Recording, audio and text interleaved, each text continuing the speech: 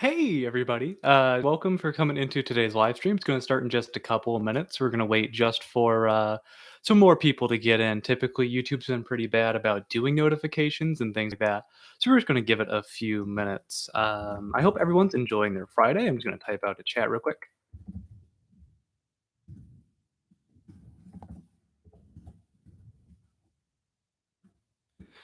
But like I said, yeah, I hope that everybody is enjoying their Friday. It is absolutely freezing out today. It's like in the 10 degrees range or so.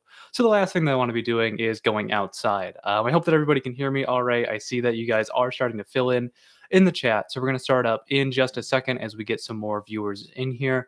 I do want to know if you do have notifications on for the channel. Did you get a notification about today's live stream? I know that this has been an issue with YouTube for a couple of years now, but I just want to make sure that people are like actually getting them. Um, but okay, I'm glad to see that some of you guys are getting notifications, which is great. I know that we haven't done a live stream in a while now. I think the last one was like right before Christmas, and this is kind of like the best option for me to do it. There will be a video that is coming out next week as well, so I just want to let you guys all know about that. But, anyways, yeah, we're gonna go ahead and get started. Thank you guys so much for joining in today. This was admittedly something that I did not post about sooner. The first post about this was about like 10, 15 minutes ago. I'm just trying to try out some new things on YouTube. We'll probably end up talking about that today, but January is a really weird month for YouTube creators because viewership goes down and as well AdSense goes down as well, just to be completely honest with you. So it's a really weird month for a lot of content creators. But we're going to go ahead and get started in just 1 second. If you want to submit a question for today's video, it's really simple. You can drop it in the live chat. We also have a question box open in our Instagram story where you can submit them as well. We'll be checking that out throughout the live stream. But thank you all so much for joining. Just a couple of things before we get started. If you want to help support the Baby Warrior, we do have some new ways to do that. We just opened up our Teespring store. We do have some new t-shirts like the one that I am wearing today. This one's actually been around for a couple of years back when there's a partnership with the Airsoft Armory. This is the Call Your Hits t-shirt. Not sure if you guys can even hear me when I'm up there, but I've been doing this one a while.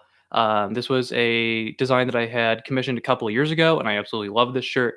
We also do stickers, slaps, things like that. This is our M4 sticker, which has actually gotten me in trouble with Facebook because they thought that I was trying to sell real rifles. So that was a lot of fun. But if you want to help support the BB Warrior, you can go to our Teespring store. It is down in the description below. There's also coupon codes. You can save 15% off of your order. Otherwise, just a couple of other quick announcements before we get into it. If you haven't checked out our website already, I'd highly recommend it. There's content on there that has not been posted on YouTube. So there's articles, things like that, things that I didn't really think constituted a full YouTube video or things that would be hard to do in video format. Those are over there on the website. In the next week or two, we're also going to have a guest writer on, which is actually eHouse from Gun Gamers, and I see him in the chat. So make sure to check that out. That's linked down in the description below. And then finally, if you want to continue the conversation outside of our videos off of the website, we do have a Discord server, which again is linked in the description. So we're going to go ahead, make sure to submit your questions in the live chat or on our Instagram story. I'm just going to take a look real quick and see some of the questions that you guys have already submitted. And the first question that we have from today is from Douglas, and it is Condor a good brand for tactical gear? And I think for Airsoft, they are just fine. I think that once you start to get into like real firearm stuff, there's better options out there. So what do I mean by that? For most airsoft players, they're realistically not using their gear that hard. You're going to pick up games, maybe a few milsim games, but for the casual player, Condor is fantastic. And I would even push that to other Chinese tactical brands like One Tigris, Lancer Tactical. They all make good enough gear. Sure, you're not going to get some of the advantages of buying a real Cry, buying Mayflower, LBT, Patagonia, whatever brand it is, but they're good enough for what you're doing for casual play. Now, if you are going to some of these longer games like a Milsim West, anything like that, I would maybe recommend looking into some higher end gear, especially your sustainment gear and backpacks. Those are the things where you're going to notice if you're not spending the money, you're going to get a really poor product, especially with like a ruck, for example. Like you can cheap out and get like an Alice pack, which they're good, they do the job, but getting something from like Kelty or like Hill People gear, I owned a Mystery Ranch bag for a while. You're going to notice the difference and it's going to be much more comfortable. But back to tactical gear, I feel like most players don't really use their gear as hard as they think they do. And the main advantage that you're going to get from buying better tactical gear is obviously it's going to have better quality. I think that the designs are better, in my opinion. As long as it's not like a knockoff of a more successful brand, like a lot of the Chinese companies, like TMC or Emerson, just straight rip off companies like Spirit Systems, LBT, or Cry. I think that the more expensive gear tends to be designed better in the sense that it's more minimalistic. I've seen a lot of tactical gear, like original designs, where there's a lot of stuff on there for no particular reason. And there's actually a video that I'm editing at the moment talking about the weirdest chest rig that I've ever seen. It is like it's designed to do like a little bit of everything. It's supposed to be a chest rig. It's supposed to attach to backpack straps. It's supposed to be like this and that and hold a battle belt. But by being so odd and so trying to do everything, I guess you can say, it does nothing very well. So make sure to stay tuned for that video. It's currently being edited right now. I do have a couple of videos that are already good to go. But to answer the original question, to get off my tangent, Condor is good enough. Find something that you like, find a design that works for you, or something with just Molly where you can put your own stuff on there, and you'll be fine. For most casual airsofters, Chinese gear, Condor gear, whatever it may be, is going to be perfectly fine for you. Just keep going down in the questions. And again, you can submit those in the live chat or on Instagram. What do I think of the M24 Snow Wolf sniper rifle? It has 600 FPS. Realistically, I think that not knowing the exact sniper that you're talking about, but I remember that name. Generally, I think that it's going to be a poor sniper rifle, and there's better options out there. The reason why I say that is typically these brands that advertise like a super high FPS aren't great, and I'd say that's the same thing for AEGs as well, because for some reason, a lot of these Chinese manufacturers have thought, well, if there's a higher velocity, it must be better, right? Well, not really. How many fields are you going to go to that's going to allow a 600 FPS sniper rifle? And by the way, if you have that hard of a spring, your parts probably aren't going to last that long, and you're going to need a super heavy BB anyways, which means that you're probably, again, going to be shooting too high for the field. If you're looking for a sniper rifle, if you're looking for a project, the JG Bar 10 is a fantastic platform to upgrade from. You could also go with a Tokyo Marui VSR 10, or if you want something that's pre-built, you could go with like the Novrish line of sniper rifles or a custom HPA one from a company like Airsoft Junkies. I think that would be your best bet. But there's no good sniper rifle that is also cheap. And I think that's a pretty common misconception. I talked about that a couple of months ago in the why you shouldn't buy a sniper as your first airsoft gun.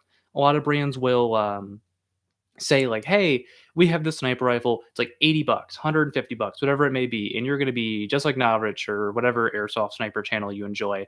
And then the gun sucks and you're not happy with it, and that's a trap that I see a lot of brand new players get into. So my advice would be it's another one of those situations, just like gear. When you put more money into it, you're going to get a better product. Just taking a quick look, going through the live chat real quick. Now, interestingly enough, going back to the question we talked about with gear, I see some people talking about sizing. And I've actually had pretty good luck with this so far for the brands that import it into the US. So, one of the things that I was actually really surprised about is I have a Lancer tactical plate carrier for a review, and it's actually true to size. I was kind of surprised about that. But if you're ordering from like Shooter CB gear, Airsoft Tiger, Weapon 762, yes, sizing can definitely be an issue. Just taking a look at some more questions. Do I prefer red dots or holographic sights?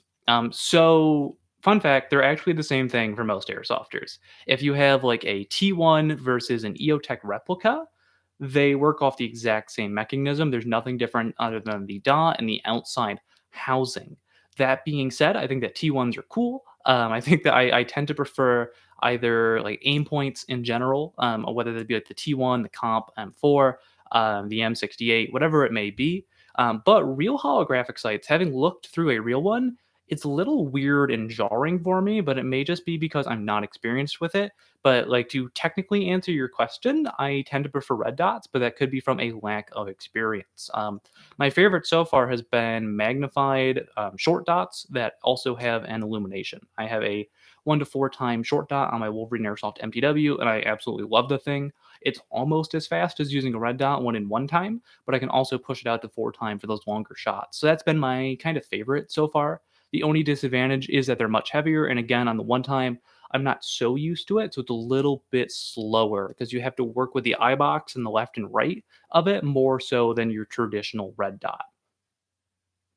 We have a question from Mindbuzz asking if I'm going to be going to Crimson Skies at Cousins Airsoft. And I hate to say it, I don't see myself playing Airsoft for a while, unfortunately. I almost went on Sunday, but it's going to be like 8 degrees outside, so they canceled the event. I don't see myself going to a Milsim game anytime soon. I'm considering going to an open play that's in my area, but I don't see myself going to any ops in the near future, unfortunately, just the way that things are. My college is also pretty determined to say, like, hey, if you leave the state of New York, we're just going to like revoke your tuition. So I like to avoid that personally. So yeah, I don't know what I'm going to be doing for airsoft. Admittedly, airsoft's kind of dead in my area until March or April, so hopefully things get better. I'm being very optimistic about that. But 2021 is going to be the year of playing more airsoft. I just don't know when that's going to be. So unfortunately, I'm probably not going to be going to any games for a while. I am trying to look at some new fields in New York. I think Cousins is in New York, but I could be totally wrong about that. But looking at a couple more questions that we have. Again, if you have any more, submit them in the live chat or on our Instagram story. What is your favorite type of foregrip if you even use one? This particular user likes to use angle grips because it's more comfortable when using a flashlight. So typically what I like to do, and unfortunately I don't have any of my airsoft guns within arm's reach, is I will go for a straight foregrip, typically a shorter one. My personal favorite is the enhanced polymer foregrip from PTS, and the reason why I like that is it comes in two lengths. They have a long one, which is about this long, maybe 4 or 5 inches, which can hold a battery in it. So I have my 11-1 LiPo in there for my VFC MP5, but when I'm not using a gun that's front wired, I have their short grip, which is only about 2.5 inches. And typically, what I will do is I won't actually like grab the grip. I will kind of angle my hand off of that, and that gives my thumb a little bit more motion up towards the top of the rail or the top of the handguard, depending on what type of rifle it is, for me to activate like a pressure switch for a flashlight or anything like that. I find it to just be the most comfortable for me personally. But because we are playing airsoft, unless you have a gas blowback, there's no recoil to worry about, and at the same time, the recoil from a gas blowback is like shooting a 22, so it really doesn't matter. We're also shooting spherical projectiles, so it's not like they're super accurate to begin with. But personally, I like vertical foregrips. Besides the PTS foregrip, I'm also a real big fan of the classic Knights Armament Company broom handle foregrips. I think that they're just like a super classic look, and I really enjoy them. But for me, it's going to be just standard vertical foregrip. Robert asks, what's my opinion on overseas airsoft like Japan, Taiwan, or Europe? So, full disclosure, I'm going to admit that I don't know a ton about airsoft outside of the US just because I don't have the ability to play there. I have seen some videos from other countries, and the thing that always surprises me is the scale at which they play these games. Because, like, keep in mind, we have a pretty big population in the US of about 300 million plus people, but most of our big airsoft games are like 300 to 400 people, even in like normal times, not taking everything going on in the world into account. The biggest event that I've been to has been like Operation Bad Blood East, which is a game that Evite hosts on the East Coast every year. It's a very like low barrier of entry game. The entry is like $25, but when you have 1,000 people there, it doesn't really matter.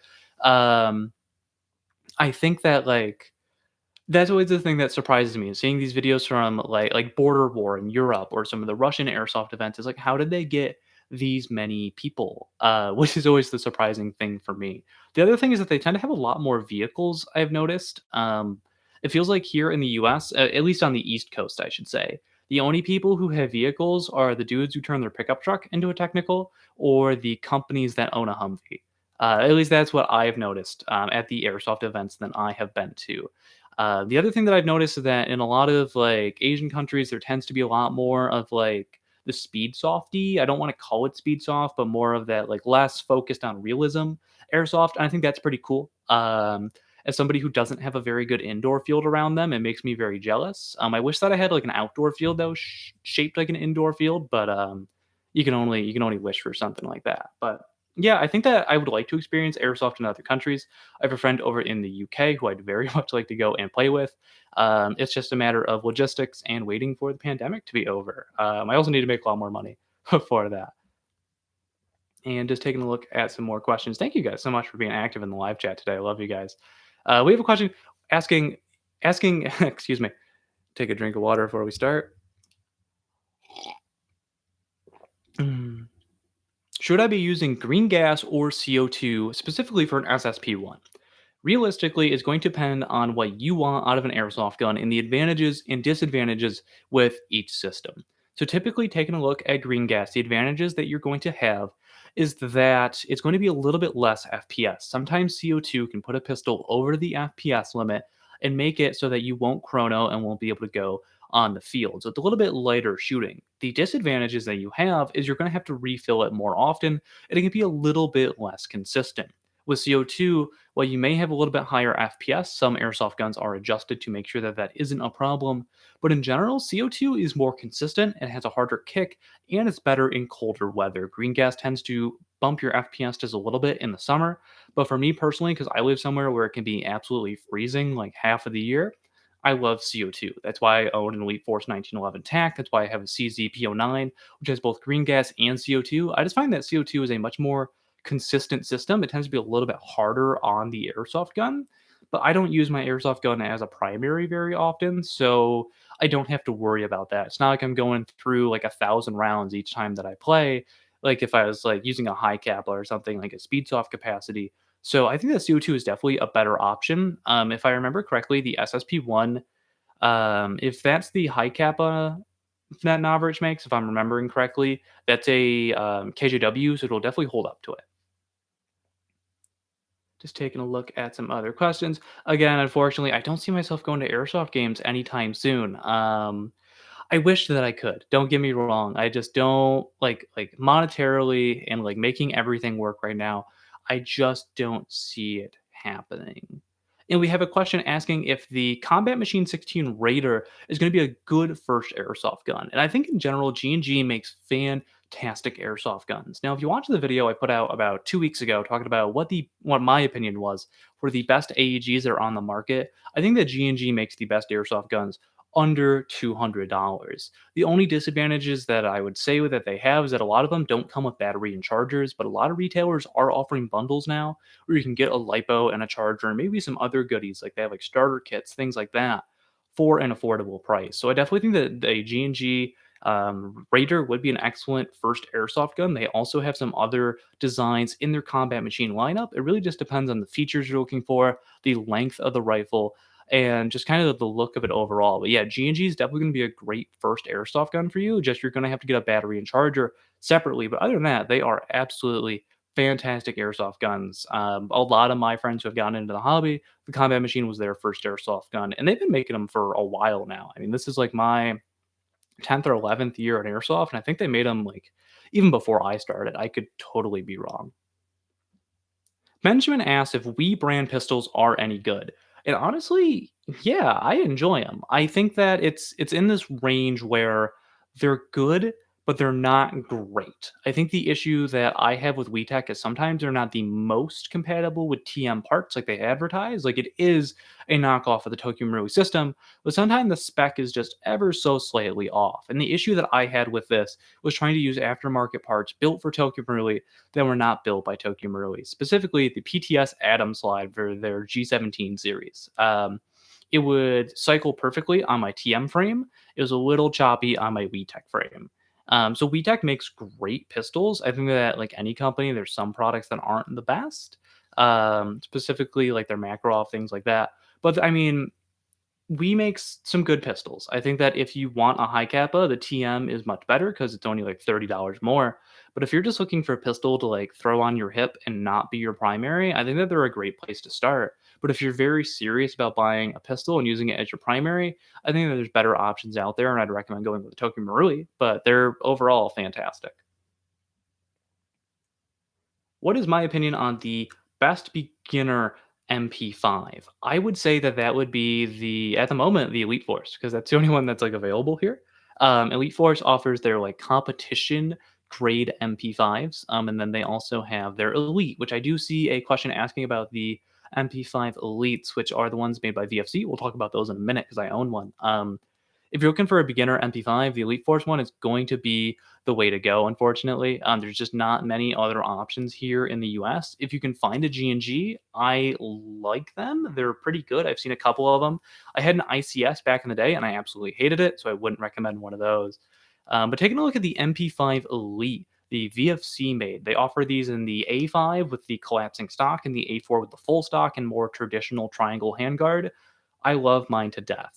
It is the VFC Avalon gearbox, so it's going to be fantastic. The externals are great. It is a surprisingly hefty gun. Like for an MP5, like, it's a small little gun. It's like 8 pounds with nothing on it. So it's definitely a heavy gun, but I absolutely love it. Um, but yeah, I mean they're both going to be great options, but unfortunately that is everything that we everything that we have available here in the US. There are other options if you go into the UK or through Asia, but because I live in the US, these are the ones that I know the most about. Thank you so much for the donation, Musk. I really appreciate it. And your question was a breathable combat shirt that checks all the other boxes for around $100 or so.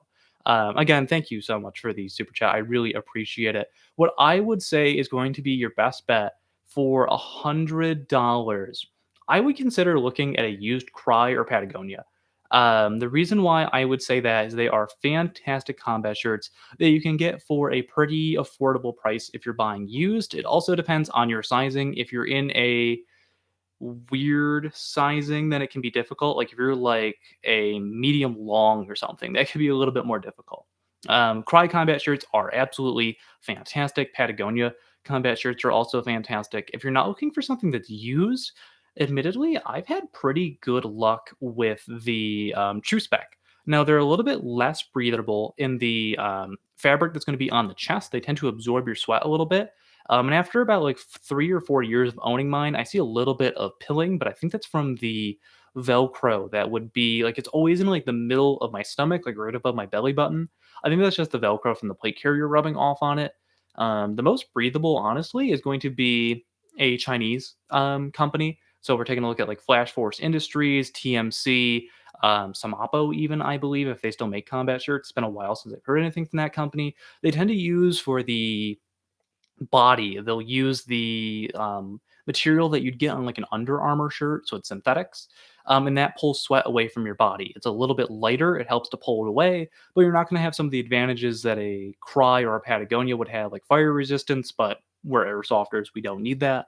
Those are going to be the most breathable. If you're looking for something that's a little bit like different, the Mayflower Research and Consulting Velocity Systems rugby shirts are fantastic. They offer them in a short and long sleeve. They have Velcro on the shoulders, and it's a really nice shirt. It's definitely something I'm going to be investing in this summer if I play a little bit more. Um, but yeah, I think that there's a lot of great options out there. So again, a used Cry or Patagonia, you could look into True Spec proper, or if you want something with the Under Armour material right here, overseas like knockoff combat shirts would technically be the most breathable because it's going to help to pull that away from your body. The air is going to go through it a little bit better. But those are just my personal opinion. I'm just going to take another look in the chat. We'll check the Instagram questions in just a couple of moments. But anyways, thank you guys so much for all the questions today. I really appreciate it. Jaden asked, what are my opinions on using a pistol for a primary in outdoor play? I think it's definitely doable. It just depends on how you move as a player and also the design of the field. So if you have an outdoor field that is really urban, it's not going to be that hard. Like I have a field around me that is mainly buildings. So I see a lot of people that run pistol only. I run pistol only there when I don't want to carry around my rifle.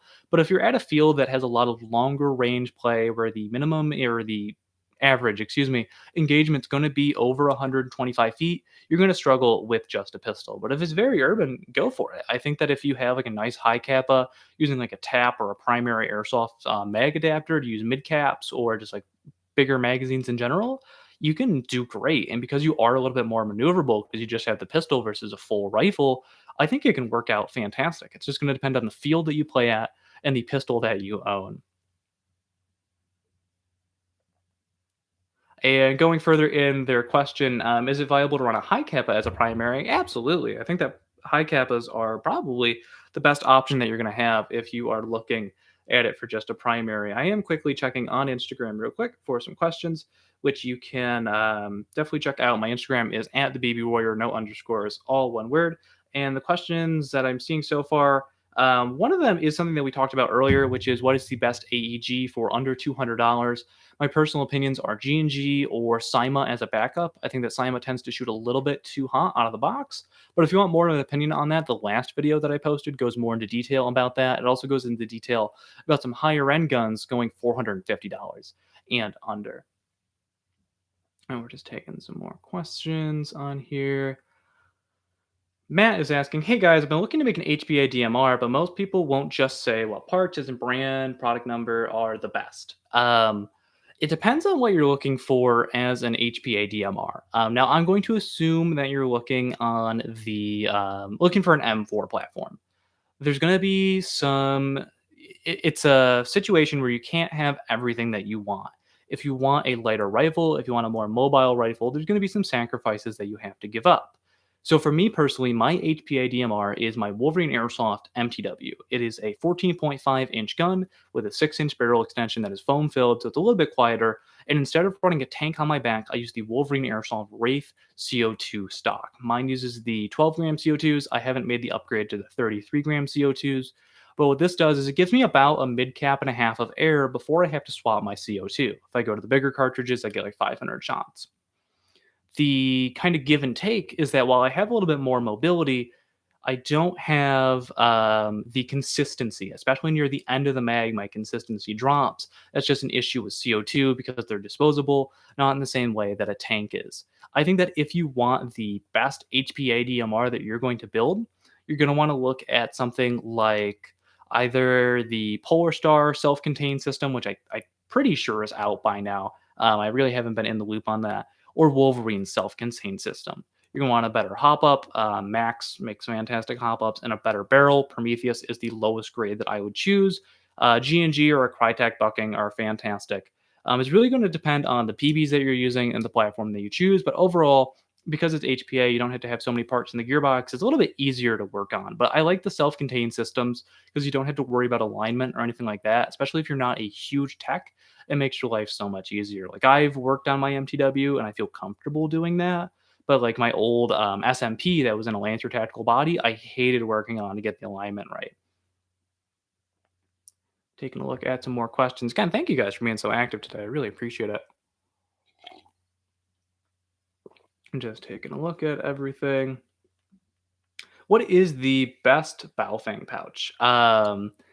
Depends on what you're looking for. Personally, my favorite right now is the MC KYDEX Messenger. It's made out of KYDEX, and what that does is one, it provides a positive retention on the actual radio.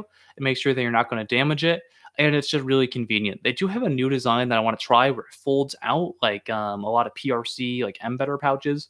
I do have a video from like years ago talking about this, but I think it's time to do an update. I've tried really hard, especially now that I've moved, to have a better setup for videos, and I hope you guys have noticed that since like October or so. So it's not like framed like this because I absolutely hated that. So yeah, I think it's time to update that sort of video. We have a question from Nave Evans asking ENL or LCT for an AK. And this is going to be an unpopular opinion. I think that Cyma is better than both of them. I think that LCT has the best externals. Don't get me wrong; they also make the externals for GHK.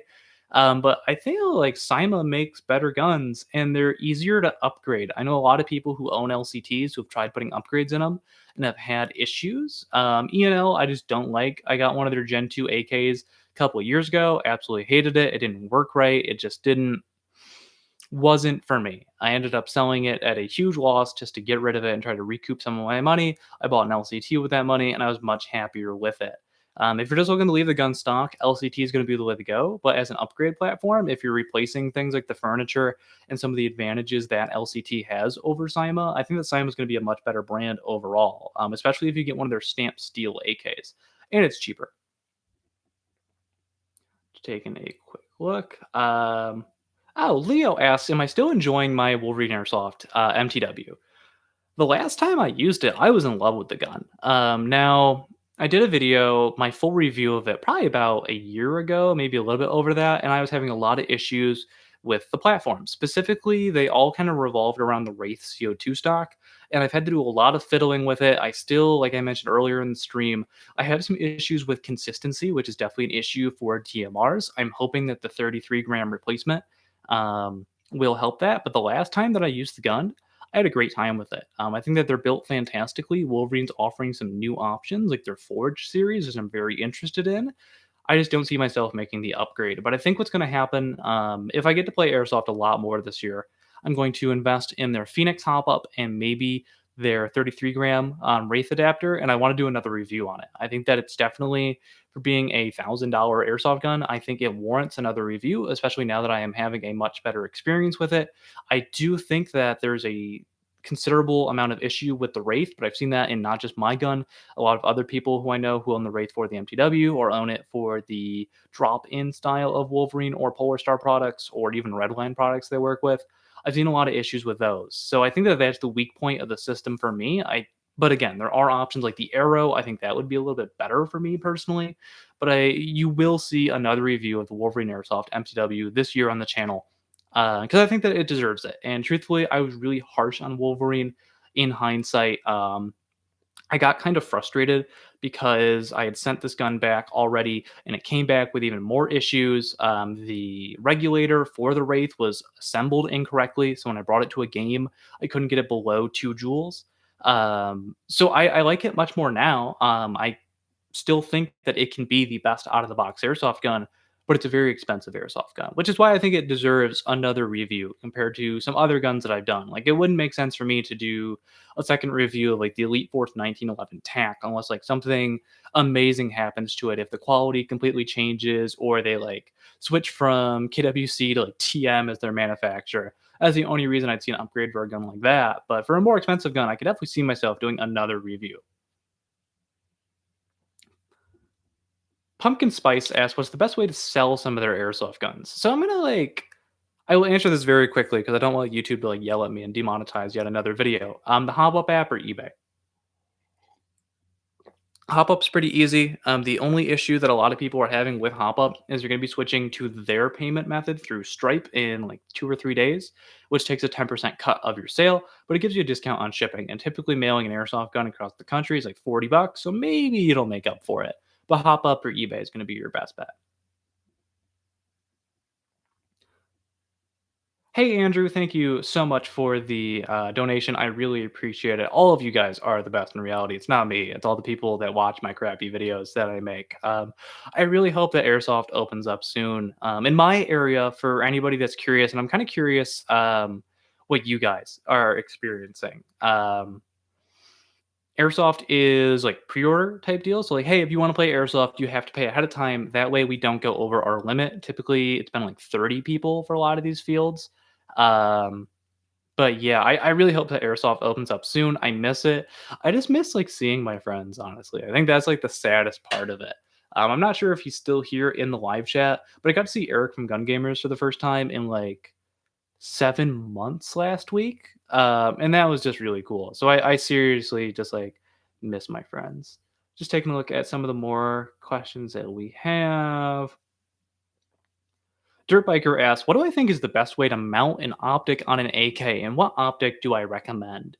So there's a couple of different ways, and it really depends on what your eye likes better. So typically, you're going to have the models where you either have the side mount, so it mounts to the side of the receiver and comes over. A lot of different companies make those. You're going to have a replacement dust cover that has a piece of Picatinny rail on it, or you're going to have a railed handguard where it'll go really forward again on the top of the handguard. For me personally, I like either the side mount or the dust cover mount. I just struggle when the red dot is so far forward on the airsoft gun, but I've seen a lot of people who really benefit from it. And one of them, well, it's not the most common one, is going to be people who are right hand dominant but left eye dominant. And for those people, just talking to them, I can't experience it because I'm right eye dominant. Having the optic so far away is better for them to be able to see it. But I just find that I prefer to have the area that I can see inside of the optic more so than the peripheral vision around the optic. That just tends to be my general preference. I'll typically put it in the middle. So, like, not to deviate too far from your question, on an M4, I will put my optic right where the rail meets the handguard. because that's a nice middle ground for me. But on an AK, again, I tend to prefer the side mount or the mount that replaces the dust cover, just because it's more comfortable for me. It's more familiar running like an M4 and MP5. And that's really what matters to me, is being able to switch from platform to platform and still have a little bit of consistency. So it's just a little bit more familiar for me. I love you so much, Eric. Thank you for the donation. If you guys haven't checked out Eric's channel, he runs a channel called Gun Gamers, which is like my channel but better. It's a lot of really in-depth industry discussion. They do a lot of podcasts. They're on a break right now for it.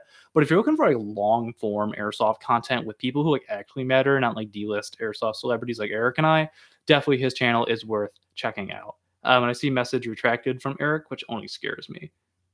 Taking a look at some more questions. Thank you guys so much for submitting them. KG Bricks asks if I run NVGs. Unfortunately, I'm too poor to run night vision. I have run it once. I ran it at my first Milsim West game, and they provide you a lot of advantages if you know what you're doing. If you don't know what you're doing, like me, and you just got it from a rental website, and you're trying to walk through the woods of Virginia in the middle of the night while it's raining and you're cold and miserable, you're gonna have a bad time. A lot of my friends like to do night vision hikes at night, which once I stop being poor, I would like to get into myself. But night vision provides a lot of advantages. I just don't see the need for it right now because I don't go to enough games that like warrant me using it. It's like I play night games like 2 times a year, so I don't see myself investing, $2,000 for a D ball and an optic, or for a D ball and night vision and a helmet and all that fun stuff. But they're really cool. Aiden asked if you can import airsoft guns. Now, we're going to specifically talk about importing into the US because it is possible with some restrictions. So you can buy from overseas websites like Red Wolf, eHobby, whoever it may be, but it depends what's on the airsoft gun. You have to make sure that what you're importing doesn't have anything that is copyrighted or trademarked. And specifically, we're talking about logos on the receiver. So if you're trying to import like an MP5 that says like H and K on it, or an M4 with Colt receiver markings on it, you're probably going to get a big slap on the wrist, and you might get it taken away by customs. Just because that's trademarked, you can't do that. Same thing with trademark designs like fake EOTechs. I've seen some people having issues. Is it possible? Absolutely. Am I going to recommend it? It's at your own risk because technically you shouldn't have those things. And I can just feel YouTube getting ready to demonetize this live stream right now. Um, so yes, airsoft guns can be imported into the US. If you live in another country, I have no idea how it works, but I've heard that in Europe it's a lot more relaxed. But if you're an airsofter in the US, typically your import is going to come in through California, and that's typically where a lot of the issues arise. I've seen some people get like their GHK AK mags sent back to China because they thought that they were real high capacity magazines, which are illegal in the state of California. Um, so real fun stuff like that. Taking a look at some more questions. Can you put a lipo in a G&G combat machine? Absolutely, but you're going to want to be aware of the fact that a lipo is more powerful than your standard nickel metal hydride battery, and it's going to wear down the gearbox a little bit faster. And as well, things like your trigger contacts, your motor, that sort of thing. So as long as you're not the player that spams full auto all the time, absolutely you can get away with it. It's kind of died down in recent years, I've noticed, but for a while, the kind of thing for airsoft companies to do to make their guns sound better was to say that it's LiPo ready. And realistically, any airsoft gun that has the right connector is LiPo ready. It's just a matter of how long it's going to be until the gun dies. So if you just spam full auto and do like 300 round bursts, you're going to burn out your trigger contacts. Your motor's not going to like it. Your gears and piston aren't going to like that either. But if you're just playing on like semi auto all the time, occasionally you do some full auto bursts, your gun will be fine. I would definitely recommend sticking with a 7.4 rather than an 11.1. An 11.1 will probably be a little bit too much for the gearbox. But yeah, it's going to give you better trigger response, but you have to be aware that your airsoft gun is going to get wear somewhat faster than you would with your standard nickel metal hydride battery. And I see a lot more questions. I'm going to check our little Instagram live real quick, see if there's any more questions. Oh, there's a bunch since the last time that I looked. Um, One of these is who makes the best SR25 externals, and that is Definitely a niche question because I'm not really sure. If GMP still makes them, that would be my answer. But because not a lot of companies make them, it's going to be kind of hard for you to find one. I know VFC makes a gas blowback SR25, but I don't know if they make an AEG one. That could definitely be an issue. And on that, similar questions. We see a question. What are your thoughts on the VFC Scar H's? They are saying that they're discontinued, but I haven't heard that myself, so I don't want to confirm it. The VFC Scar H's are fantastic airsoft guns. I had a friend who had a VFC Scar L, and they're the same except for the magazine. The only issue with them is their hop up unit is proprietary, which can cause some issues, especially if you're going for a DMR build. But yeah, I mean they're good airsoft guns if you can find them. The magazines are a little bit harder to find, which is why that particular friend went with the Scar Ls. He used EPMs, but they're great airsoft guns. And I am seeing that some people had some luck bringing in their GHK or their otherwise licensed products. It's really going to be an issue of if it is a knockoff that is not correctly licensed. Like if the company has an agreement to do it, it's going to be easier to get in. Like Elite Force and Umarex have an agreement to make HK style airsoft guns like the MP5 or the 416 and put the HK logo on there. That's why they're officially licensed. That's easy to import because they have the ability to. But if a company went out and put that design on there. And the example I'm going to use is Wetech would make a lot of Glocks and they'd bring them into the US. And Glock was like, well, you can't do that. We have an agreement with Umarex. Those can get seized sometimes. That would be the main issue. Taking a look at some more questions. I would love it if, going back to the VFC scars, if they made an Avalon scar, that'd be great because they don't have the upgraded gearboxes. They don't have as good of a motor. I believe the gears are a little bit different, and they don't have the better hop up. My opinions on high caps versus mid caps for airsoft. I think that, well, I personally prefer mid caps. And the reason why I do that is I find that they feed better, they feed more consistently, and they don't make the noise when you're walking around. You don't have that shaking of the tactical maracas that you have strapped to your plate carrier. So for me, I personally prefer EPMs. Those are my mid cap of choice, but I see why people would want to use high caps, or even we're going to extend this to drums, because you don't have to worry, about reloading, and that's going to be the main advantage that you're going to have with them. They do make a little bit more noise, which again is why I use the mid caps, and they tend to feed a little bit better. So yeah, typically I prefer mid caps over high caps, but realistically, if you're a brand new player, it makes more sense to buy your airsoft gun, buy the stuff you need for it, buy good goggles, and buy like two mid caps, and be perfectly fine. Um, And I do see some more in there. What are my thoughts on more modern Russian gear like ANA? I think that it's not. Well, it really depends. So, what do I think of more modern Russian gear? Some of the designs I like, some of them I do not. But typically, for something that like Russian gear specifically, I want to do impression kit.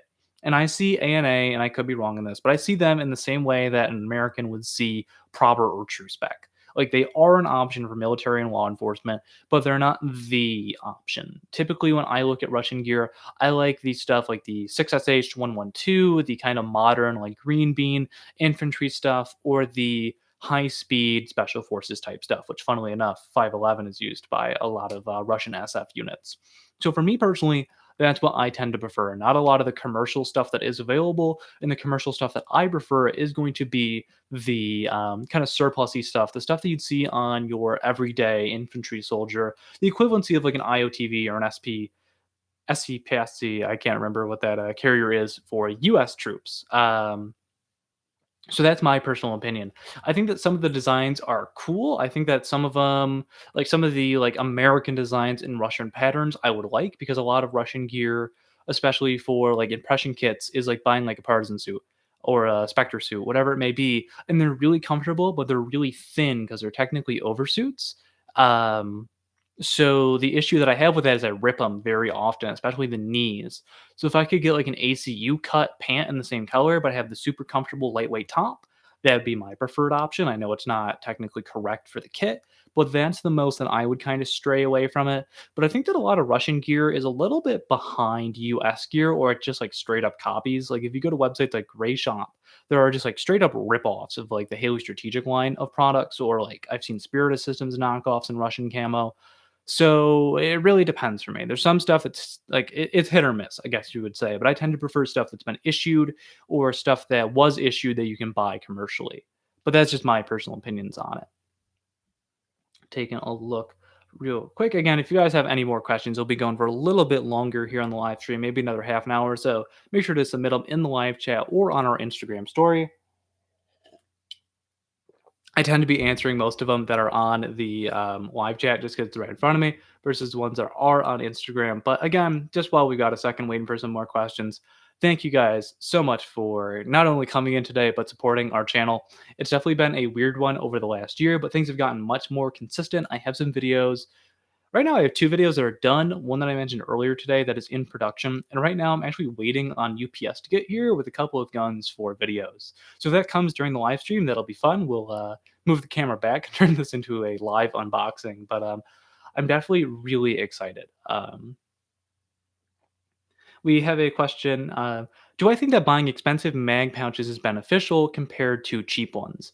And that's going to depend on the design because I think that closed top pouches you can definitely get away with buying cheaper. Again, looking at companies like Condor, 511, Pantac, things like that. If it's like a standard Velcro open closure, your pretty typical one, you can get away with buying some of the more affordable brands that are out there. But if you're looking for something that's open top, I think that's when you should spend a little bit more money and get authentic ones versus replicas of the same design. And one of the areas that I noticed the biggest difference is HSGI tacos. The retention on an actual taco is a lot better than a lot of the replicas that exist. And I would open this up to even replicas of like the Aztec Kiwi pouches. I think that if you're going to be buying these open top pouches, definitely buy more expensive ones because you don't want to be losing your magazines, especially if you are buying some of the more expensive mid caps that are out there. But yeah, I think that for a closed top, you can definitely get away with spending a little bit less money. Anything with Velcro or like a buckle, anything like that, you can get a more affordable option. But open top, I always spend a little bit more just because I don't want to lose the stuff that is going in there. And taking a look at some more of the questions, feedback on the new PTS mid cap, specifically the EPM ones. I was very excited for these when these got announced. Now, just to be completely honest with you guys, I have worked with PTS in the past. I still work with them on content. I haven't had a chance to try out the EPM ones, and that's just because I haven't been able to go to a lot of games. But like feeling them, touching them, they're fantastic mid caps. I've heard that there are some issues using them with Odin Innovation speed loaders, but because I haven't had the chance to do it myself, I don't want to comment on that. But I'm really excited to try them out. I will definitely do a stress test. We'll take out like the Wolverine Airsoft MTW and crank the FPS up all the way, crank the rounds per second all the way, and see what those magazines are capable of. But I trust PTS. I use their products on literally every airsoft gun that I own at the moment, that I actually use, I should say, has at least one PTS product on it. I love what they make. Taking a look at some other questions. Has anyone got any ideas for a light kit, i.e., belt setups or chest rigs, not a plate carrier? You have a lot of options out there. Now, the issue with belt kits is that some of the belts that are out there are a little bulky. I'm thinking like the HSGI battle belt, things like that, Condor battle belts. The ones that have like 2 or 3 full panels of Molly are very, very big. And because of that, you're going to have to run suspenders and they don't sit on the body very well. There are other options that are a lot more streamlined. I'm thinking like the Eagle Industries, their belt, Ronin Tactics, Gunfighter series belts are fantastic. They're more expensive. And then you still have to mount pouches to any of these options. My favorite lightweight kit that I have is going to be the Spirit of Systems Microfight or the Spirit of Systems Bank Robber. There are also great options from Faro Concepts. Haley Strategic makes a couple of fantastic rigs. Those are going to be your best bet. But my personal usage, I know I haven't done a loadout video in a while. Maybe we'll do that again this year. Is going to be a nice low profile chest rig, a couple of things on my belt, like a magazine or two, and then my handgun, a dump pouch, and that's it. That's how I run the most lightweight kit possible. That's what I would definitely recommend. I'm just going to take a drink before we answer some more questions. Get a little thirsty after talking for 45 minutes. Hmm. What is My advice if you're going to an airsoft indoor field for the first time would be not to be too afraid. And I know that may sound odd, but hear me out. It's going to be a louder airsoft field that you're going to. If you're used to playing outdoor, you don't have the ricochet of it. A lot of them play music, and of course, it's a lot more close quarters. My advice would be don't be too afraid to get up close, but think about your movement at the same time. if you're going to be moving forward, do it strategically. I've seen a lot of players, and even myself, I've been in these situations where I run so far forward just to get up nice and close on the enemy, to have that aggression and to really have advantage in the scenario, to be the one in control.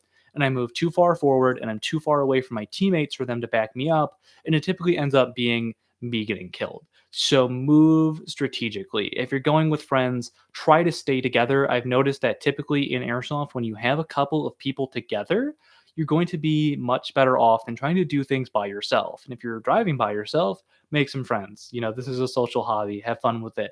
But working together is going to be much better because when you have three guys to go through a door, even if the first two die, that third guy has an opportunity to kill the guy that killed them. Versus if you go in there by yourself, it's going to be a very frustrating battle of going in there trying to fight the same guy who's in the same corner. That's going to be my main advice for Airsoft. Indoor is going to be think strategically, be aggressive, and just have fun. I mean, bring friends as well. Working together is going to make things much better. But going indoor, it's a different beast than playing outdoor because you have to think about your movement a lot more than going outdoors, and it is closer. So it's going to be a faster paced environment, but definitely think about the way that you are moving. But at the same time, be aggressive because if you're the one in control, if you have that violence of action, you're going to be doing much better than waiting for the guy to come to you, in my personal opinion. Am I ever going to try a gas blowback platform? Paul, the person who asked this question, asked if they just switch from AEG to gas blowback and they'll never be going back to the annoying sewing machine sound of an AEG. It's definitely something that I want to try. Now, again, as I've mentioned before, I live in a wintry area, so gas blowbacks can't be used half the year. But it's something that I am super heavily concerned or considering. I just got a notice that GHK AKs got restocked over at Evike, and it's so tempting to buy one. I think what gas blowbacks are going to be for me is not my everyday gun. It's going to be my event gun. So for like a mega productions where I don't shoot a lot because I typically help out as staff, but even as a participant, you're not going through 1,000 rounds in a game. Milsim West works more about the experience and a lot of the gunfights. Plus, they are just super cool. The issue that I have with gas blowbacks is I have a friend who exclusively runs gas blowbacks, and it's obvious the advantages that AEGs have in firepower and in range to an extent. They're much more consistent, I guess you could say, if you sum it down. I think that they're super cool, but I just don't see myself using them every single time. I think I'm going to always be somebody who owns multiple platforms, whether that be AEG, HPA, or gas blowback. But gas blowbacks are super cool, and I'm definitely considering doing a GHK in the future. Do you know if there are any other out of the box usable airsoft guns with a bolt lock feature that aren't $700 plus? Just to make sure, I will answer this question, but if you could comment again, when you say a bolt lock, do you mean like a bolt release, like on an M4 on the side of the receiver? Because there are ones that have that, and not like an actual bolt that goes back, but like if you need to pull it back to adjust your hop up unit, VFC and Crytek both offer that. But if you're looking for like an actual piece that goes back, you're looking at gas blowback or there's another particular model that I'm thinking of, but they're like $1,600, so it doesn't even go into your question. So I've seen a question a couple of times, and I saw it in our Instagram story. So I'm just going to say that unfortunately I can't answer it. It's asking about the Neutral Delta Enforcer series. This is just one of the issues with US and bringing airsoft guns in is that we don't have full access to a lot of the airsoft guns that the rest of the world has. Like for example, ICS is much more popular in other countries than it is here in the US, and that's because we don't have a lot of ICS dealers. So I don't get to like a lot of people ask about them. So unfortunately, I don't get to review that sort of thing, or I don't get to experience it very often. Somebody has to import it from overseas. Another example of that would be a lot of the guns from Specna. They've been coming more and more into the US lately, but you don't see them quite as often as you do see them over in like the UK, for example. So I wish that I can answer your question about the New Pearl Delta. I just like New Pearl doesn't really exist over here. There's companies that bring in their gas products, but I've never actually seen in my hands or somebody in the field a New Pearl airsoft gun. So I'm sorry. I know I've seen that that's been asked a few times. I just don't have an answer for it because I've never seen one. And taking a look at more questions again, if you have them, leave them in the live chat. I'm just going to take another drink of water and then we'll check Instagram. I wonder if you guys have seen that. That's splashed me in the face more than once. But just taking a quick question. And again, if you guys do want to follow on Instagram, it is at the Baby Warrior. Taking a look at some more of the responses that we have a question asking if I prefer AR or what my favorite platform is going to be. They listed a couple of different platforms on there, mainly the AK, ARs, SCARs, G36s, accessories. What do I tend to prefer? And for me, I tend to prefer M4s. And the reason why I say that is not only that I am more comfortable with the airsoft gun itself because of the external build of the gun, but there's more variety that's out there, and I think that's the most important to me as a player. Now, I do try to get other airsoft guns. Like I said, I own my MP5.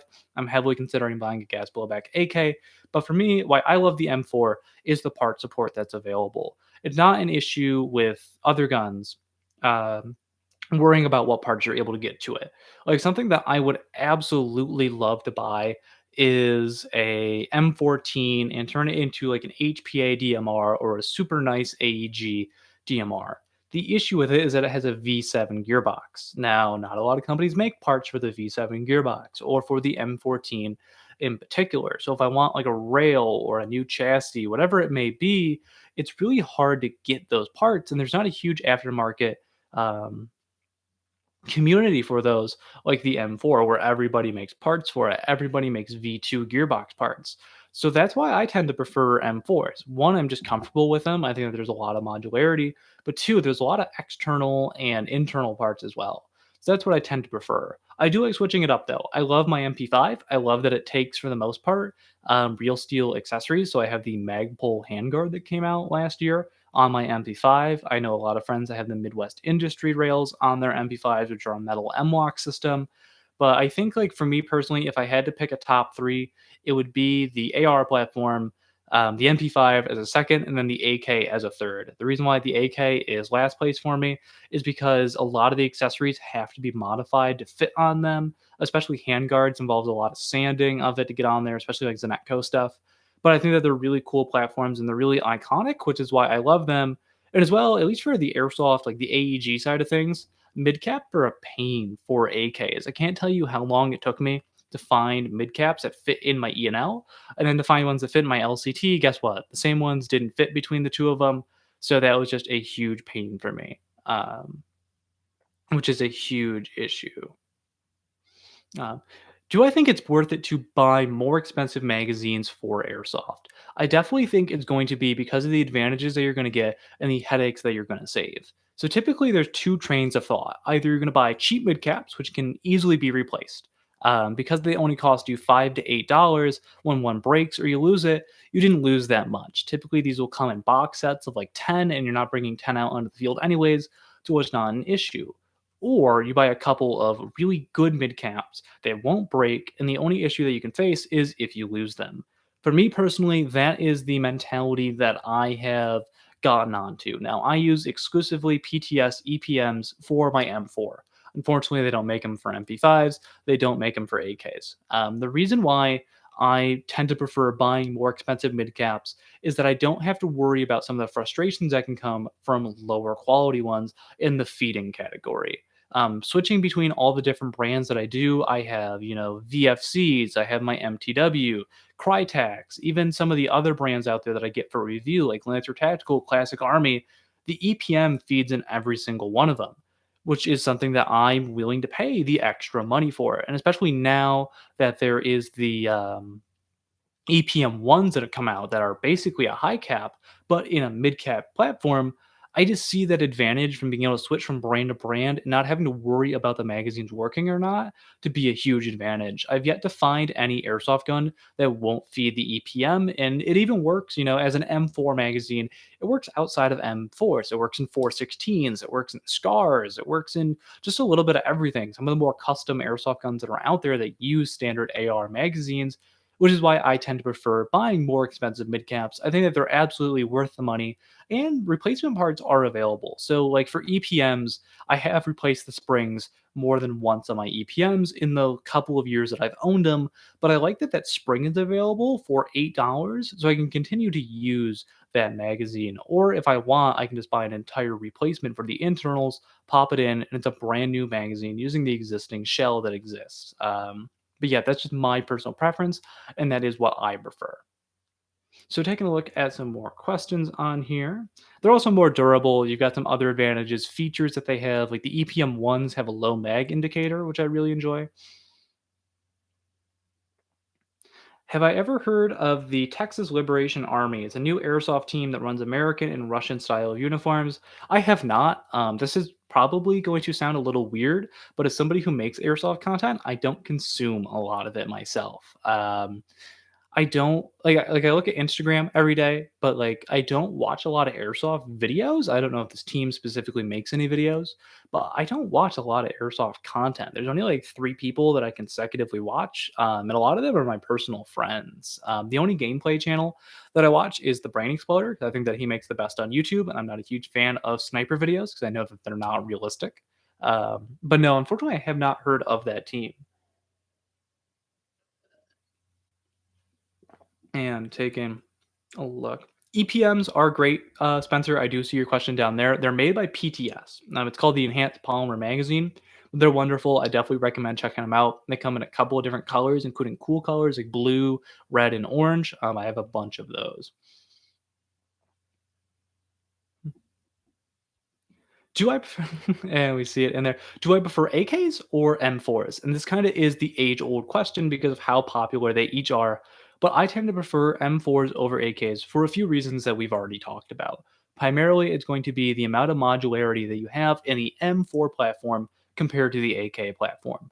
Replacing something like the handguard, the stock, whatever it may be, is just much easier with the design of the M4 compared to the AK, especially with AK handguards because going from brand to brand, there's different tolerances, different specs. It can be difficult to fit things like that on. And I've seen a lot of people having to sand or adjust it. And it feels more of like a retrofit on an AK. Like putting a new handguard on an M4, it feels like it was more made for it rather than something that was clamped on later. And I think that just kind of goes to show the versatility of the M16 platform, how it's changed over the years.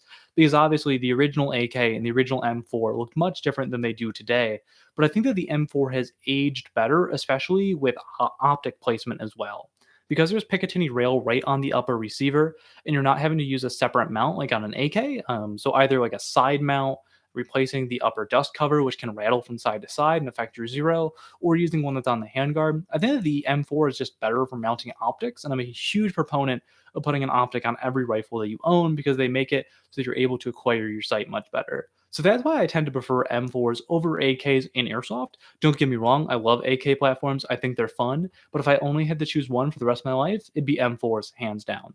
There's more variety, there's more companies making them, and I think that the companies that do make M4s make them in a higher quality overall, especially in their internal parts. Also, the hop ups are better on M4s. In my opinion, I tend to prefer the rotary style hop ups opposed to the AK bar style adjusters.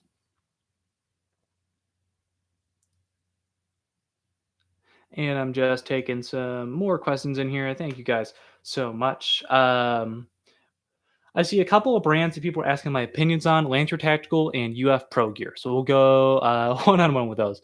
Lancer Tactical doesn't make bad airsoft guns. I don't think that they're the best airsoft guns in their price point, but they're definitely not bad. I do have like one or two Lancer Tactical airsoft guns that I still own from reviews, and like they're better than I thought they were. I just don't think that they are the best that exist out there.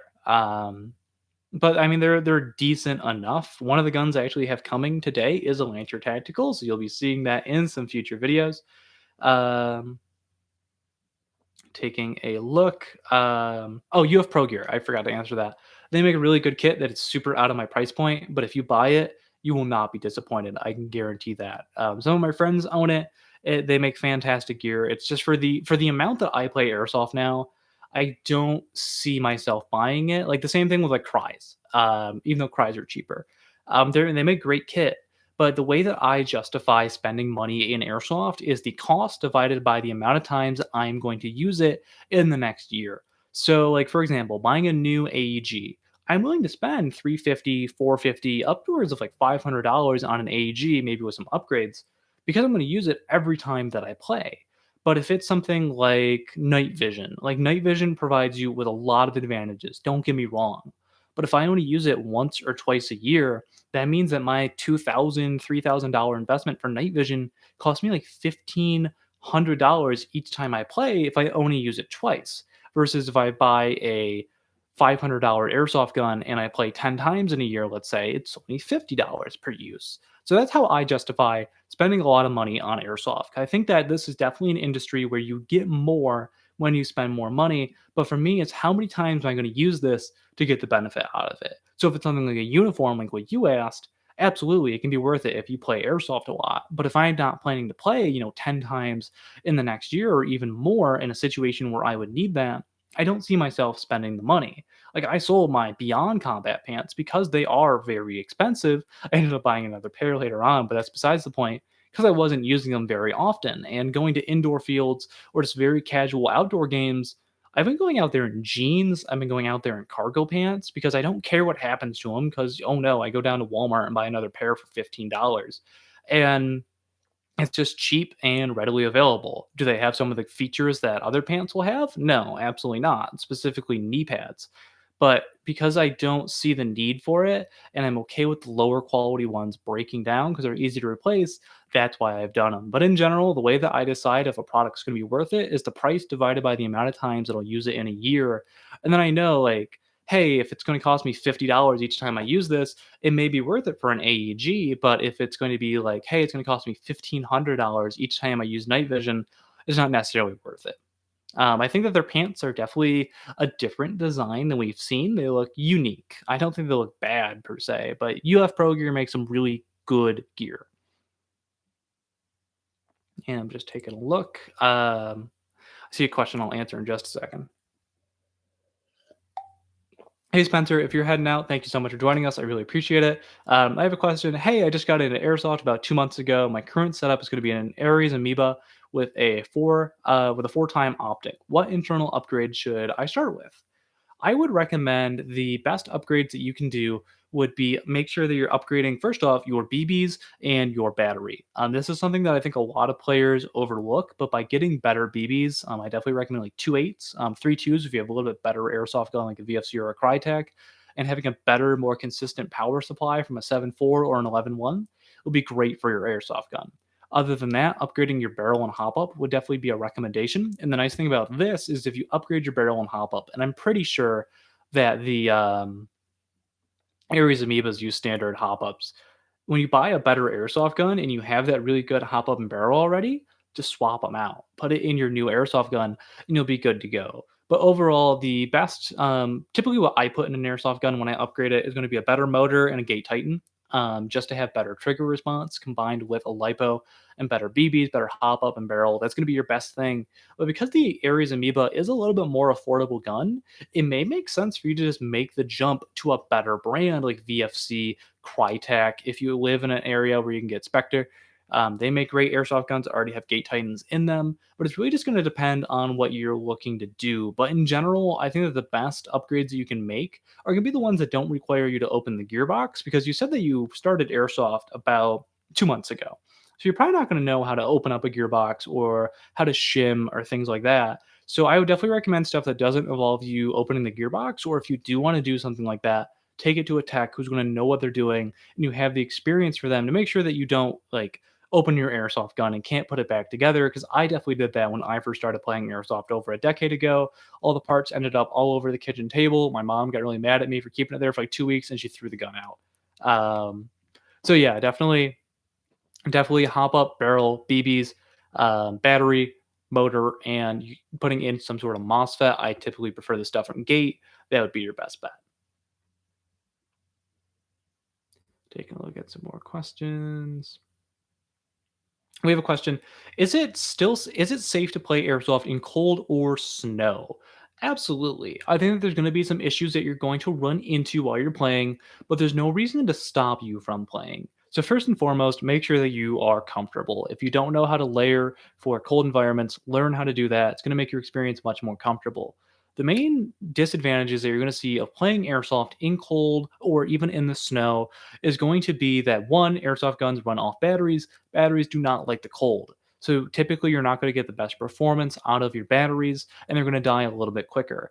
At the same time, your hop up is made out of, or your nub specifically, and things like that are made out of rubber, which are going to harden up in the winter. And you're typically not going to see the same range that you have. But that's really going to depend on the type of rubber or silicone that your parts are made out of, because they're affected by the cold differently depending on the exact material. So that's going to be the main disadvantages that you're going to see. But you can absolutely play airsoft in the cold, in the snow, or even in the rain. I know a lot of people kind of get freaked out about that. But as long as you dry your airsoft gun off after and you don't have like open wires just like hanging out of your gun, there's no reason why you couldn't play airsoft in the cold or in the snow. It'll still work. Just you're typically not going to have as much of a life on your battery, and you may see a little bit of decrease in your hop up. You might have to bump it up a little bit. But yeah, you can totally play airsoft in the snow or in the cold, in the rain, whatever it may be. And personally, I love playing airsoft in the snow. It's completely different than what you play most of the year, and it's a lot of fun. Taking a look. Hmm. Oh, and also I should mention, while you're playing in the winter, in the snow, anything like that, gas blowbacks are going to be a bad idea because they run off gas, which will, obviously contract when it's cold, and you're not going to have the same pressure that you need to run your system. So you might have to run a little bit more powerful gas, like a red or a black gas. I should mention as well. Dirk Biker asks, I'm going to take a drink again because I've been talking for an hour. Can I put any standard slash M4 suppressor on an AK or will it look bad? It really depends on what it is. I think that it won't look disproportionate, but it'll definitely it can look a little bit different. Um, but I think that a lot of these specific AK suppressors also look a little bit weird unless you're doing an impression. But I don't see the issue. Like I've seen people put like what are supposed to be M4 suppressors on MP5s, and that's my plan. I'm gonna get a little bit shorter one, so it looks a little. It doesn't look so disproportionate. But yeah, you can definitely do that. And we're gonna, because we've been doing this for about an hour and 15 minutes or so, we're probably gonna wrap up in the next 10 to 15 minutes. I'm just checking Instagram real quick to see what sort of questions we have gotten. And again, thank you guys so much for staying through the stream. Ooh, here's a fun one from BarberDad12. That's an awesome username, by the way. What do I think the Northeast Airsoft season is going to look like with most fields that are still shut down? Um, I think that it's going to be very interesting, and I'm curious to see who's going to survive. Because a lot of airsoft fields, I've noticed, and this is just my personal opinion and my experience back from when I owned a store, most people who own airsoft fields, it's a hobby business. It's not the thing that like pays their rent, or if it is the thing that pays their rent, it's like their first business. Um, I think it's going to be a real struggle in the next year. I think what's really going to depend on is getting these preseasons and being smart about it. I think that there's ways for airsoft fields to make money that doesn't involve them just using admissions. I think that there's other things that you can do at your field or other games besides airsoft. Like if you're indoor, a lot of like these, like Nerf, for example, I've seen has been really popular and it's a whole different market because you're getting younger kids, you're getting adults, especially with like we did a video right before Christmas on these CO2 powered Nerf guns from a company called Wrecked. Those are super fun, and I could see myself like if I could go to an indoor field and play with these CO2 powered Nerf guns and just have a good time and like maybe have a beer or two. Absolutely, I would do that. But I think the Northeast will be interesting. There's still fields that are open, I should mention, but I think it's really going to be, I guess it kind of depends on how the whole country does because like a lot of the fields that I've seen, they're only open to like 30 players, which for some places is a lot, but for some isn't anything compared to what they usually get. So I think it'll just be interesting to see what happens. I don't think we're going to see a lot of events this year. I know that there is an AMS event, excuse me, planned at Zulu 24 in May.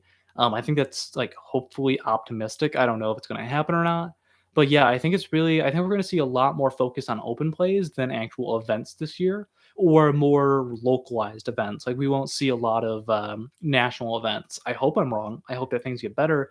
I'm just a little concerned overall.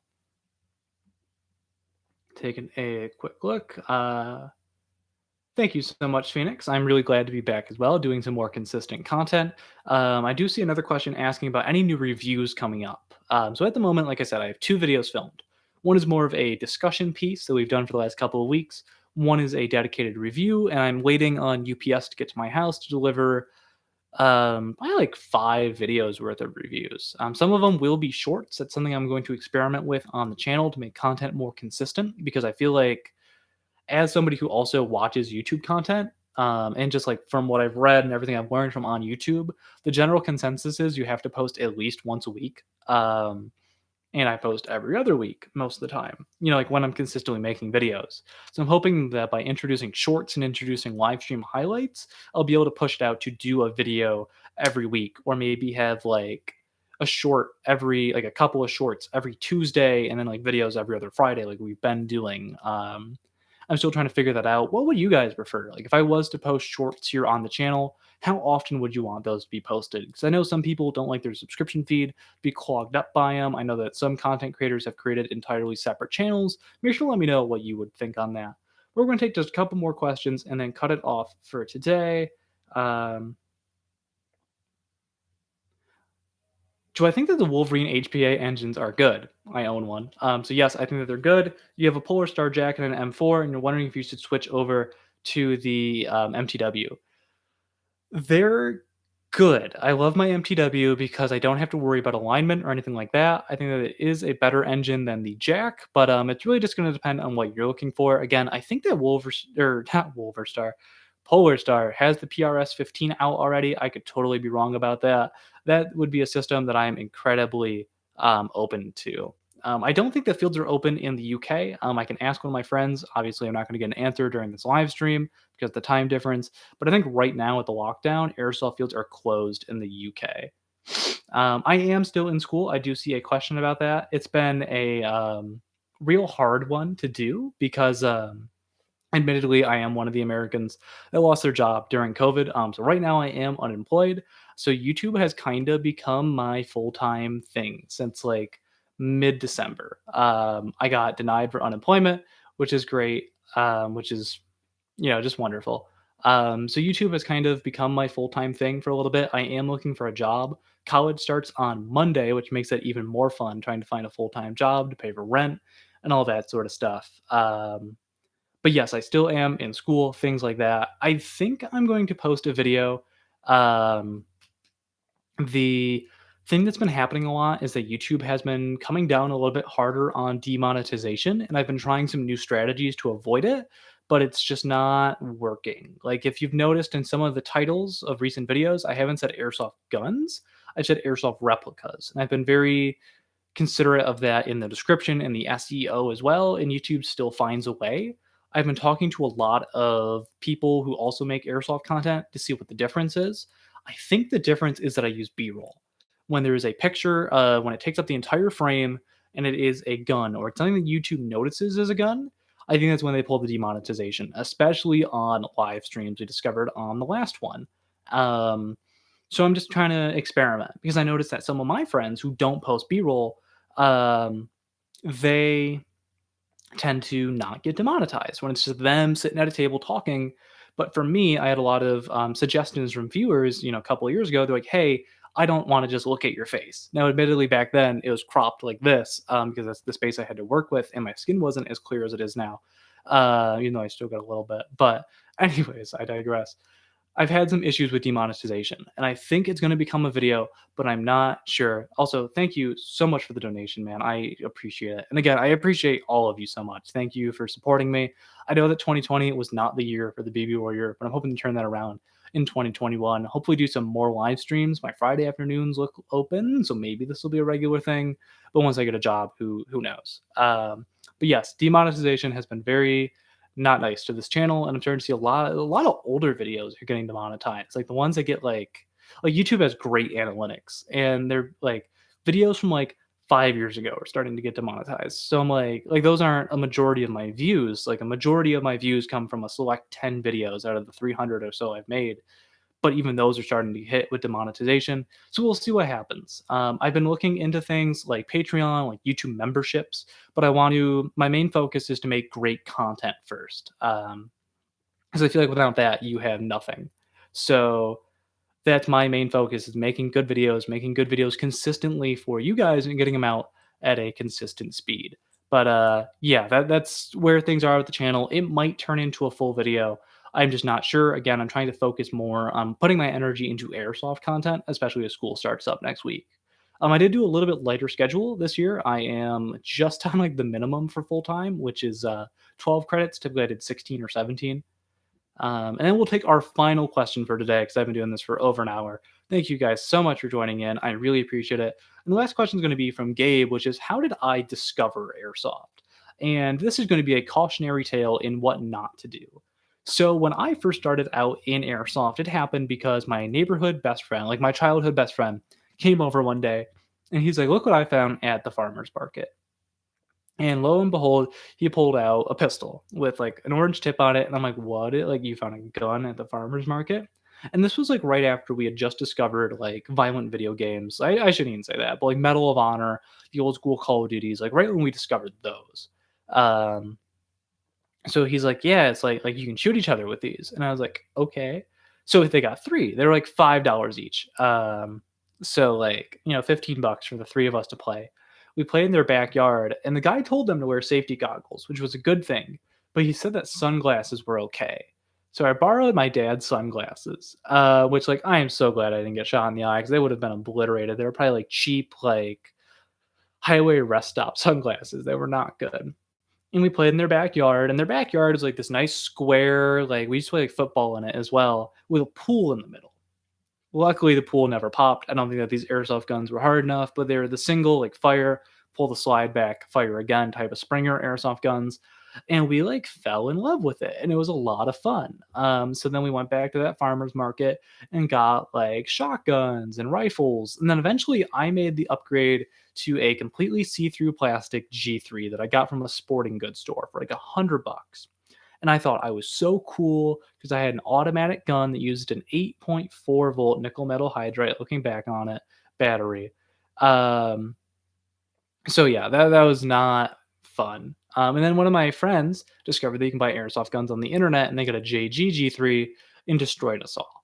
So, anyways, we started doing that for a few years. We experimented with paintball as well, and then it was kind of a time to make a choice. I had like a birthday coming up or something, and my dad was like, "Do you want a paintball gun or an airsoft gun?" And what really drove me over the edge is that I found an airsoft team in my area. So I joined up on that, and then I ended up getting into airsoft more. My friends got out of both paintball and airsoft, so I made the right choice. So we started playing with this team, which they owned a bunch of land, so it was still like super sketch type airsoft. And then I sold all those guns to fellow team members, and I bought an Airsoft GI mystery box where I got a Javelin Airsoft. I don't even think that company exists anymore. I think they're now APS M4. It was absolute garbage. I hated it. It was just a bad gun in general. Ended up selling that off, and the next gun I bought was either like a combat machine or God, I don't even remember. It's been so long, but I guess that'd be my first foray in airsoft.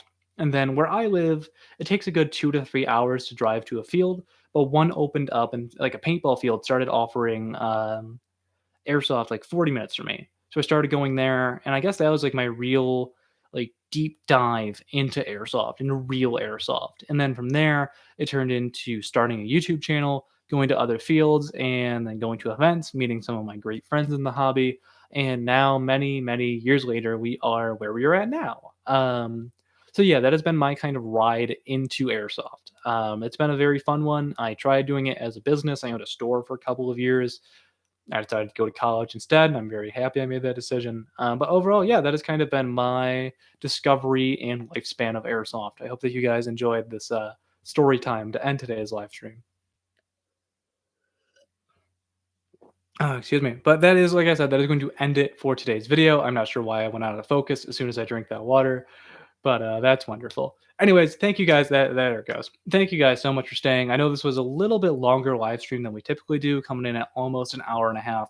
Thank you so much for not only tuning in today, but enjoying the content in general. There will be a new full video coming next week. I'll also have some highlights from today's live stream if you didn't get to watch the entire thing going up, and from some older live streams as well going up in the near future. Some kind of short videos to go alongside our regular content. Again, if you want to help support the channel, you can do that by first off checking out our website, which is thebbwarrior.com. There's content that is posted on thebbwarrior.com that will never be a video. Stuff that either I don't think that it substitutes a video, like smaller gear reviews, or stuff that's impossible to do in a film, like filmed, and it's easier to explain it. You can also check out our Teespring store to get shirts like the one I'm wearing today. And at the same time, you can also check out our Discord server, which is linked down in the description below. All three things that I just talked about are going to be in the description for you to check out. But thank you guys so much. I hope that you enjoy the rest of your Friday. I hope that you enjoy your weekend. If you're playing Airsoft, have fun, call your hits. But I will see all of you next time. Thank you so much and have a nice day.